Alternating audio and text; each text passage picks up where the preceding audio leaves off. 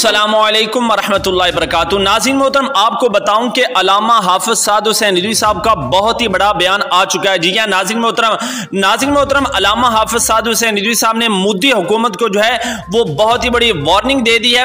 यौम इस्तेहसाल कश्मीर के मौका पर अमीर तहरीक अल्लामा साद हुसैन रिजवी साहब, उनका बहुत ही बड़ा बयान। नाज़रीन मोहतरम, भारत ने आर्टिकल 370 और 35A में तब्दीली करके अक़वाम मुत्तहिदा की करारदारों को पमाल किया है। और आपको बताऊं कि मोदी हुकूमत ने मकबूजा जम्मू कश्मीर की कानूनी हैसियत तब्दील करके कश्मीरियों पर जुल्म की एक नई दास्तान जो है वो शुरू कर दी है।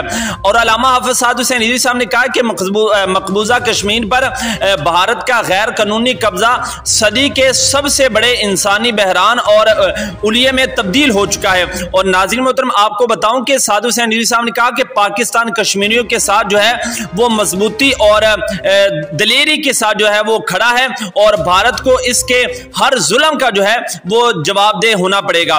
नाज़रीन मोहतरम, अल्लामा हाफिज साद हुसैन रिजवी साहब ने कहा है कि भारतीय गैर कानूनी इक़दामात खित्ते के अमन और इस्तेहकाम को जो है वो तबाही की तरफ धकेल रहे हैं और निहत्ते कश्मीरियों को खून में नहलाया जा रहा है और उनकी माईशत को और उनकी मासूमियत को जो है वो पांव तले रोंदा जा रहा है।